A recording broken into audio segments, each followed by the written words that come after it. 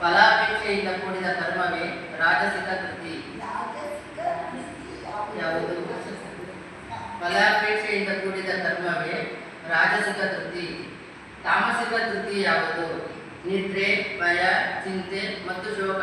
ಮನಸ್ಸಿನಿಂದ ಇವುಗಳನ್ನು ಬಿಡುವುದಿಲ್ಲವೋ ಅದೇ ತಾಮಸಿಕ ಕೃತಿ. ಸಾತ್ವಿಕ ಕೃತಿ ಯಾವುದು? ಬುದ್ಧಿಯ ಕ್ಷಮತೆ, ಮನಸ್ಸು, ಪ್ರಾಣ, ಇಂದ್ರಿಯಗಳನ್ನು ಹಿಡಿಯುತ್ತಾನೆ. ಇಂದ್ರಿಯ ನಿಗ್ರಹ ಮಾಡುವ ಶಕ್ತಿ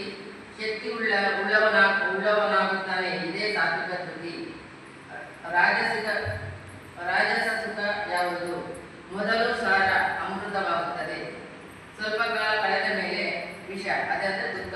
ಇವೇ ರಾಜಸಿಕ ಸುಖ. ಇದು ಆಸೆಯಿಂದ ಜನನ ಮರಣ ಬರುತ್ತದೆ. ತಾಮಸಿಕ ಸುಖ ಯಾವುದು? ಆತ್ಮನನ್ನು ಮೋಹಗೊಳಿಸುತ್ತದೆ. ನಿದ್ರೆ, ಆಲಸ್ಯ, ತಪ್ಪದೆ ಕೆಲಸ ಮಾಡುವುದು, ಪ್ರಮಾದ ಮೊದಲು ಕೊನೆಯ ಸುಖವಾಗಿರುತ್ತದೆ. ಸಾತ್ವಿಕ ಸುಖ ಯಾವುದು? ಆರಂಭದಲ್ಲಿ ಮೀರಿ ದುಃಖ, ನಂತರ ಸುಖ. ಅಮೃತಕ್ಕೆ ಸಮಾನವಾಗಿ ಅಭ್ಯಾಸದಿಂದ, ಭಜನೆ, ಜ್ಞಾನ, ಸೇವೆಯಿಂದ ಉಂಟಾಗುವ ಸುಖವನ್ನು ಸಾತ್ವಿಕ ಸುಖ ಎಂದು ಹೇಳುತ್ತಾರೆ. 4 ವರ್ಣಗಳು ಯಾವುವು? ಬ್ರಾಹ್ಮಣ, ಕ್ಷತ್ರಿಯ, ವೈಶ್ಯರು, ಶೂದ್ರರು. ಬ್ರಾಹ್ಮಣನ ಗುಣಗಳು ಯಾವುವು? ಶಮ, ದಮ, ಶಾಂತಿ, ಆರ್ಜವ, ಆಸ್ತರ್ಯ. ಕ್ಷತ್ರಿಯನ ಗುಣಕರ್ಮ ಯಾವುದು? ಶೌರ್ಯ, ವೀರತೆ, ತೇಜ, ಧೈರ್ಯ, ದಕ್ಷತೆ, ದಾನ ಕೊಡುವುದು, ಸ್ವಾಮಿಭಾವ. ವೈಶ್ಯರ ಗುಣಕರ್ಮ ಯಾವುದು? ಕೃಷಿ, ಹಸು ಸಾಕುವುದು, ವಿಕ್ರಯ ರೂಪ, ವಾಣಿಜ್ಯ, ವ್ಯಾಪಾರ. ಶೂದ್ರ ಕರ್ಮ ಎಂದರೇನು?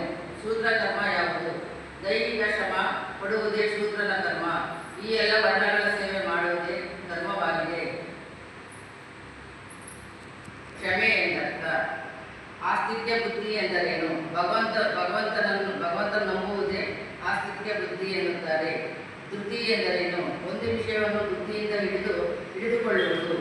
ಆತ್ಮಬುದ್ಧಿ, ಪ್ರಸಾದಯಂ ಎಂದರೇನು? ಭಗವಂತನ ಕಡೆ ಮನಸ್ಸು ಹೋದಾಗ ಲಭಿಸುವ ಸುಖವೇ ಆತ್ಮಸುಖ. ದುರ್ವೇದ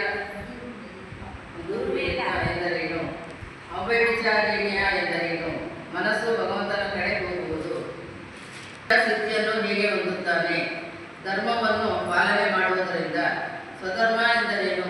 ಕರ್ತವ್ಯ ಕರ್ಮಗಳನ್ನು ಪಾಲನೆ ಮಾಡುವುದು. ಕಿಲ್ಪಿಷ ಎಂದರೇನು? ಪಾಪ. ಪ್ರತಿಯೊಂದು ಕರ್ಮವನ್ನು ದೋಷ ಆವರಿಸಿದೆ ಹೇಳಿದ್ದಾರೆ.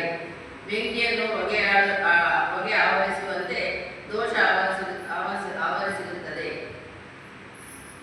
ಮತ್ಪರತಂ ಎಂದರೇನು? ಭಗವಂತನೇ ಶ್ರೇಷ್ಠ ಎಂದು ಭಾವಿಸುವುದು. ಭಗವಂತ ಎಲ್ಲಿ ವಾಸವಾಗಿದ್ದಾನೆ? ಹೃದಯದಲ್ಲಿ ವಾಸವಾಗಿದ್ದಾನೆ. ಭಗವಂತ ಹೃದಯದಲ್ಲಿ ವಾಸವಾಗಿದ್ದಾನೆ.